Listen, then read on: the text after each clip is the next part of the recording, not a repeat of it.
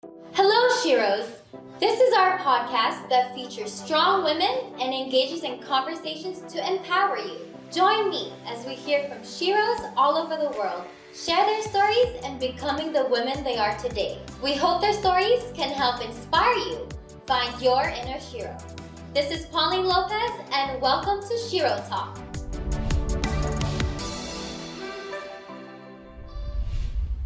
Today on Shero Talk, we will get to know an inspiring woman who many of us look up to because of her strong and articulate voice. She has written a book called Paano Ba To, which also turned into a podcast that provides insights on everyday life and how to get through the challenges many of us face. Hello, supers! This episode is especially for my fellow parents. Today, we are talking about intentional parenting. Ano ba yun at paano ba yun gawin? We are ending the month of June with our Pride Month special. Do you have a dream job? And has anyone ever doubted that you can land your dream job? So how to be a go-getter? Through her power of storytelling and conversations with others, she is able to share how we can get to know ourselves more and learn on how to grow as human beings. You show other women na it's okay to speak up, it's okay to fight for what you believe in. And dahil doon, parang na-empower ang ibang kababaihan tulad ko to do the same. On top of this, she is also a co-owner of a company that elevates and provides a space for women to be empowered and inspired. Let us welcome Bianca Gonzalez. Hi Bianca, thank you so much for being here today with me on Shero Talk. How are you?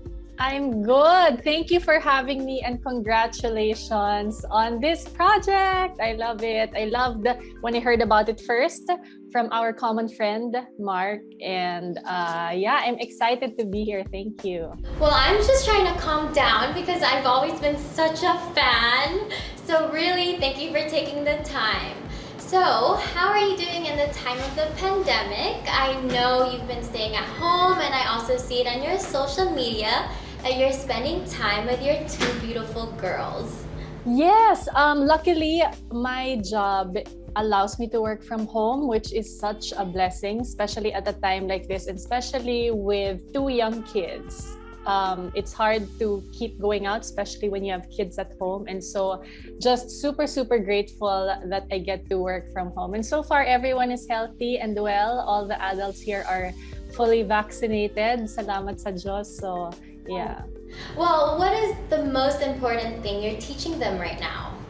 I haven't really gotten to the point of thinking of what should I teach my kids. At this age, it's really more of like surviving day to day, the breakdowns, the crying spells. But I think for my husband and I, more than anything, what we try to, I guess, instill in them is just to really be good kids, to treat others well, to be kind.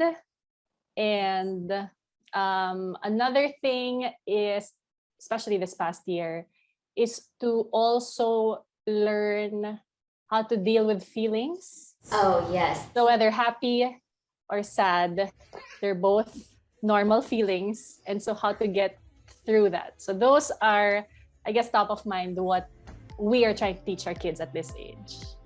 Okay, again. Ah! Okay, go. Go.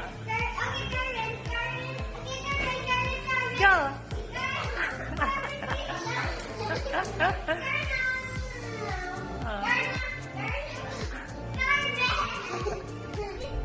No, I definitely get it because I am a new auntie. I have a niece and my sister just always tells me I don't know how to do this. So I definitely understand that and I can't wait to meet her, obviously. So speaking of family, you know, you're a wonderful young mom, but also you are a wife to also a professional athlete who's also a public figure. How are you able to balance your work life, responsibilities as a mom, and on top of that, keeping your relationship healthy and strong? In terms of keeping the relationship with my husband healthy and kumbaga the passion is there, I 100% fully have to credit my husband for that. Thankfully, he is very understanding because I think as a mom, the instinct is all the needs of the kids or all the needs of the home first. Nung mag-boyfriend pa lang kami, I remember, ang kinukwento ko sa'yo, sobrang niyang maalaga, Tito Boy. Yun yung kwento ko about him. Tapos nung naging mag-asawa kami, mas naging maalaga kasi ngayon nakita ko lahat ng kailangan sa bahay, siya talagang gumagawa. Tapos ngayon na may anak na kami, mas pa pala, parang may nile-level up pa siya ng pinapakitang pag-aalaga. Pwede pala yun. Kaya naka-jackpot talaga ako.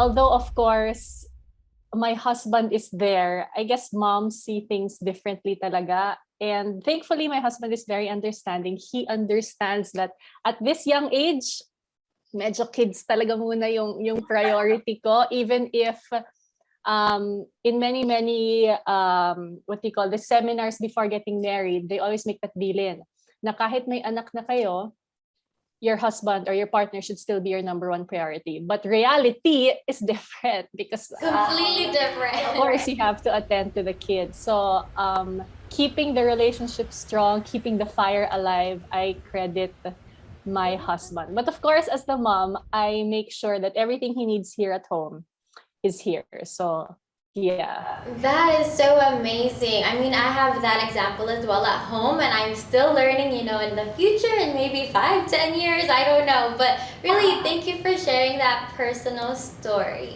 So, speaking now to your work life, like I told you earlier, I am a fan, and I've seen it before. You were the host of PBB, and I remember seeing this interview, and they asked you, and now I'm also asking you, why did you choose to become a host? You had the opportunities to be in movies, TV series, but why this medium?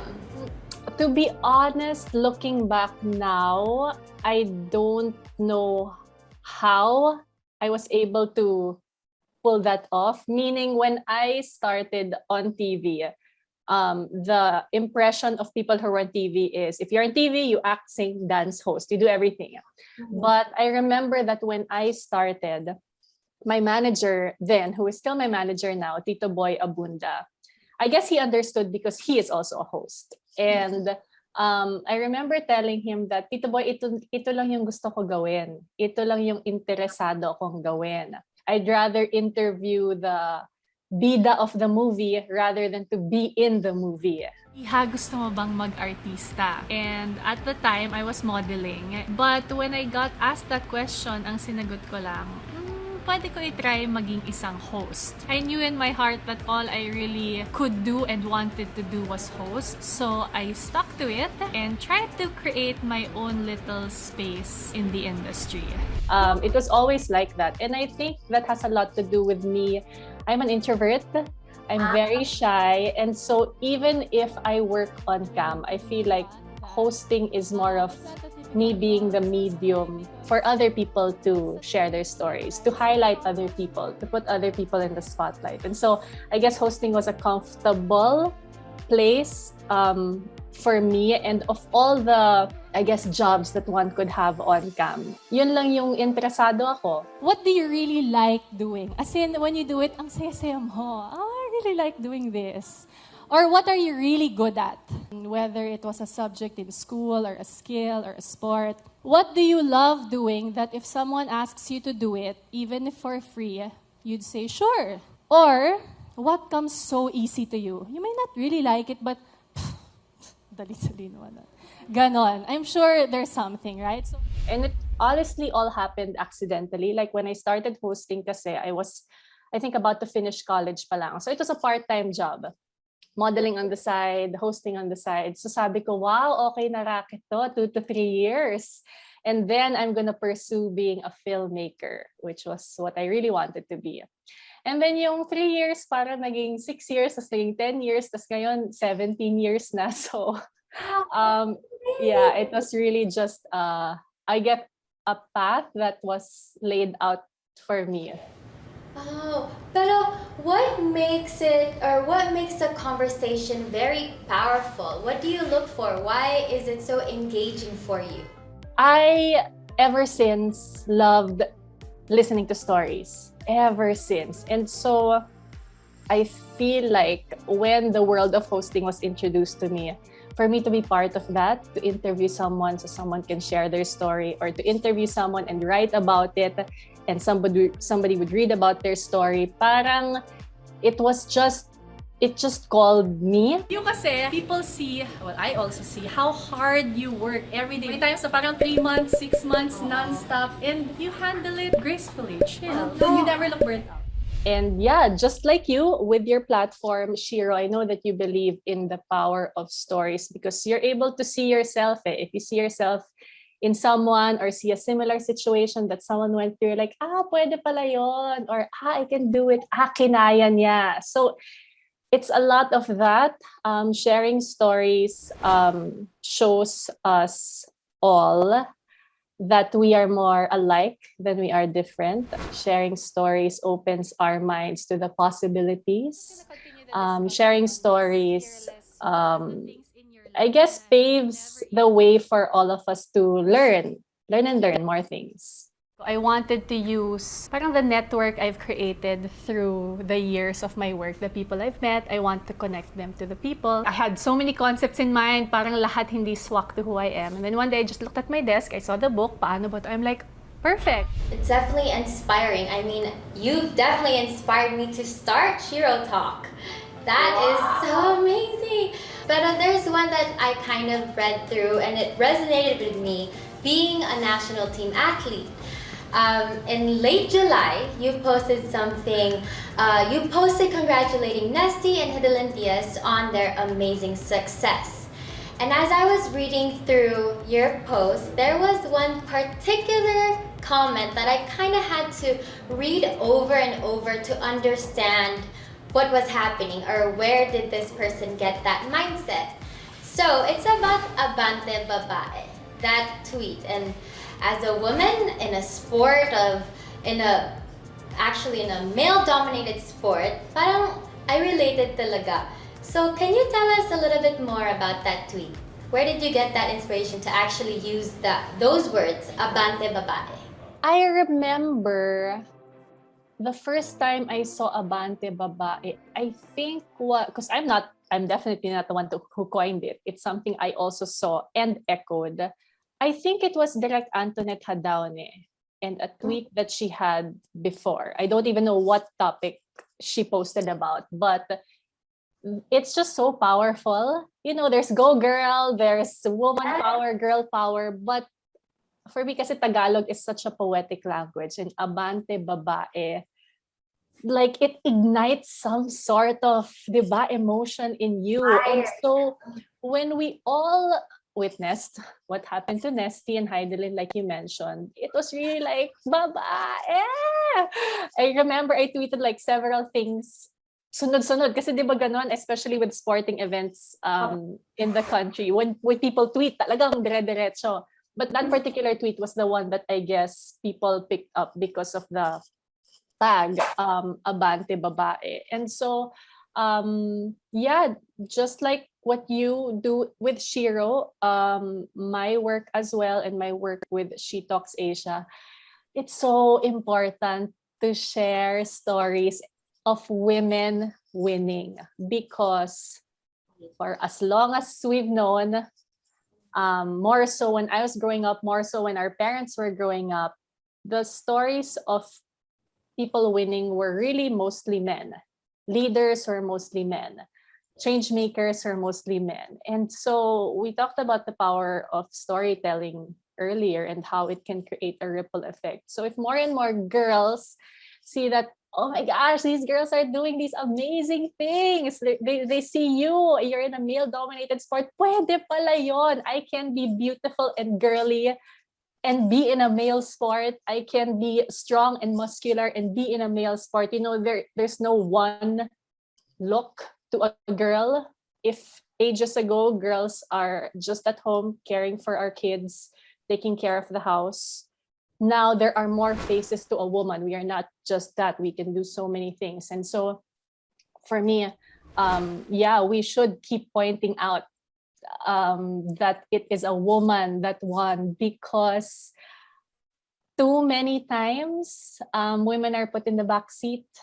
Yeah, women are footnotes. Don't have the spotlight. And so Bigyan nyo na sa amin. Babae yung nanalo ng first gold, di ba?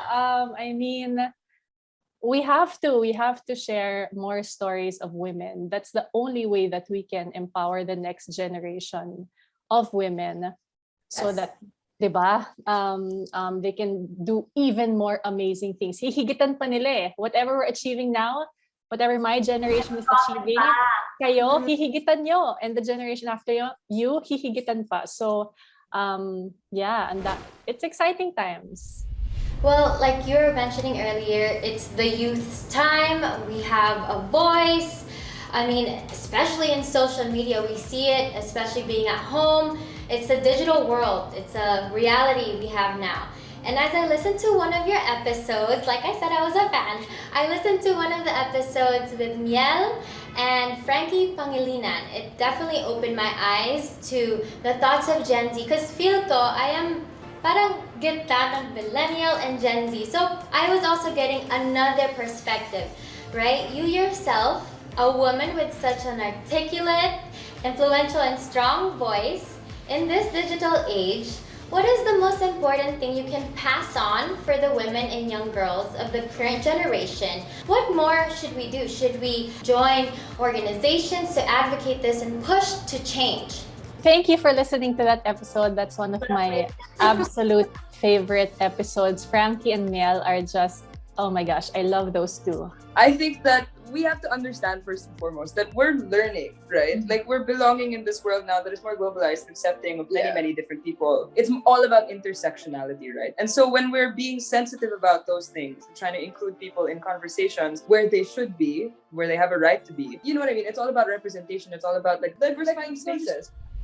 I guess in terms of what people can do or what the youth can do, no one can dictate that kasi. And for me, I think what is most important, and for this answer, I will borrow from Tita Michelle Obama, who's also another favorite human being of mine. I watched a talk of her where she was in conversation with Oprah, the Oprah. And she said something that ever since I heard it has stuck to me. She said that the most important role of women, she believes, is to take the time to get to know yourself. You know, one of the things that I tell my mentees, I tell my daughters, is that our first job in life as women, I think, is to get to know ourselves. I think a lot of times we don't do that. We spend our time pleasing, satisfying, looking out into the world to define who we are.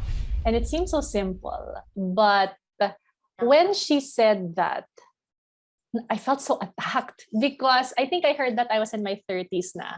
Yeah, I was like 32, 33 when I heard that talk of hers. And I felt like all my 20s, I didn't really know who I was. I kind of know what I wanted. I knew what I was good at, but I was still figuring out who I was. And if I wish I had heard that advice when I was 18, because I really would have taken the time to get to know myself, because that's the only way you'll know what is important to you, what you value, what issues affect you. Kasi iba-iba naman talaga tayo eh. We all can't be alike and fight for the environment only. Diba? There are people who will fight for the environment, education, sports, health, poverty, etc., etc. So you really have to take the time to get to know who you are, meaning you will not easily be swayed by a YouTube video that you watched or one tweet that you saw and suddenly parang like, ito ka na. No way. We are all different facets, different backgrounds, different life experiences, and all of that molds who we are, right? One other thing that I've really learned is yung timelines natin magkakaiba talaga eh. Some people have different timelines. Other people also have different levels of success. And just because you're not there yet, it doesn't mean you'll never be there.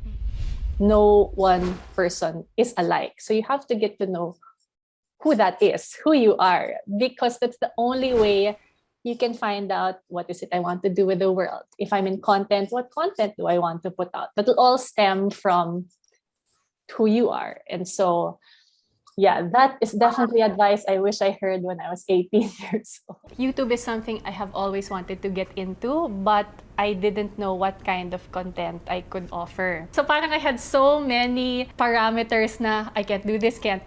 So what can I do? So I wanted something I could shoot on my own, I could edit on my own. Well, thank you for sharing that, because I know it's a process and I'm still learning to this day. So really, thank you for that. And now we're gonna get to start to know more of you as how you are as a Shero. But who is your Shero and why? I have a lot. I look up to so many women, and this is not just women who came before me, but also women younger than me. I look up to so many people. Of course, there's my mom and my sister.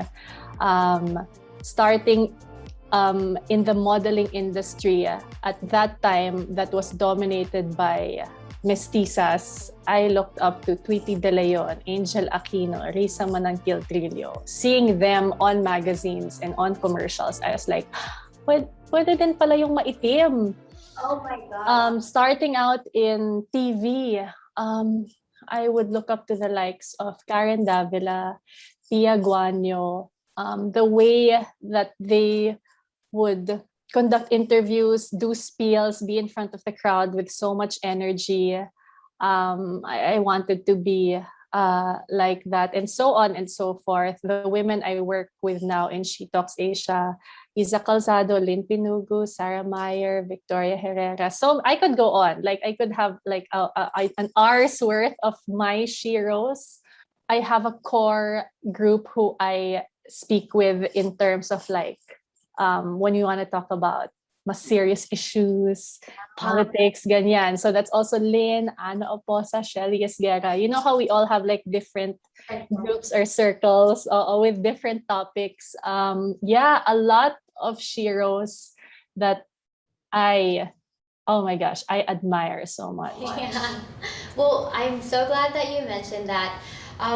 Actually, one of the things that I related to, you mentioned, pwede pala maitim. One of the things I read before, when I was about 14 or 15, you mentioned, parang maganda kulay namin. I related to that short phrase. Kasi when I moved to the Philippines, parang nakikita ko, ang daming skin whitening ads, ang daming push for those products. Pero I would want to pick your brain on this. How do you define beauty? That is so hard. I've actually never been asked to define beauty, and I don't think I have a definition of beauty, and I'll tell you why. When I started kasi modeling when I was first year college, it came as a total surprise. Like I never thought I was pretty. Growing up, I was always very smart. Yun ako. Smart ako. Mahilig ako sa extracurricular activities. And hindi ako yung batang parang sasabihin, oh, ang ganda. Nothing like that. So parang growing up, I had no aspirations. I don't know if that's the correct word, na parang beauty was something that I wanted to have. I mean, physical beauty. Parang wala akong concept ng ganon. And it was only when I went to college, got a job on cam, parang doon lang ako parang natawag na maganda. Parang ganyan. Kasi prior talagang wala. And so by that time, I feel like I sort of had a footing na I had parang medyo developed na yung ugali ko, the way I think. And so it didn't affect me. Parang ugly duckling syndrome, di ba? The duck, whether or not maganda siya, nung gumanda nung matanda, parang yun na siya, yun na yung ugali niya. When I was grade school, binubully ako ng the usual, negra, baluga, lahat ganyan. But I had friends who looked at me the same way, even if yung iba maputi, iba maitim. Support system is important. So to every young morena girl watching this, your color is beautiful. Maputi man maitim, ito ako beautiful. Tama. But to define, ang hirap eh. I guess what I mentioned this earlier, Tagalog is such a beautiful language, right? And I feel like ganda encapsulates more how I feel about the word beauty. And we use ganda in, I feel, such a wider scope. We don't just refer to ang ganda mo, Pauline, right? We say, if somebody says something so powerful, ganda, diba? If we see, for example, a physical stage design, setup, sculpture, piece of art, ganda. So, yeah, for me, ganda encapsulates the word more, that it's not limited to physical beauty, but it's something that you can see everywhere around you. Thank you so much for your insights. I definitely learned so much, especially, opening my eyes to Tagalog words, since I'm learning to speak Tagalog and really know the definition, know the poetry of it. So thank you so much again, Bianca. And lastly, my very last question, as an extraordinary Shero as you are, what can you say to all the women and young girls, teens who are listening right now? Thank you for considering me a Shero. It's honestly something I still like. Really? What? Oh, you are to me super talaga. No, with super wa etchos, no bola. It's really something that I am very honored whenever I am called anything like that. So thank you. And aside from what I said earlier from Tita Michelle about the importance of taking the time to get to know who you are, and know that's not on social media and that's not through peer pressure. That's a lot of you spending time with yourself, your family, your loved ones. That's the way. I think another thing I'd like to share with all the younger women watching or listening to this is that you can create your own path. And I guess that stems from what I said about getting to know yourself. You don't have to do things exactly the way other people did it just because you want to be a blank, right? A certain job description or a certain title doesn't mean you have to do it exactly the way everyone else who has the title did it. You can do things your own way, based on your own values, based on what you believe. And with everything and all the resources available to you right now, that is much easier and so super possible. Carve your own path, do things how you want, and don't let whatever labels people have of you or of what you want to do limit you. Oh my God, that's so amazing, and I will definitely bring that with me in whatever I am doing. Thank you so much again, Bianca, for being here on Shero Talk. To my fellow Sheros, let's make a difference and reshape the world together. Follow me on our next episodes and discover our power from within. Our time is now. This is Pauline Lopez, and see you on our next Shero Talk.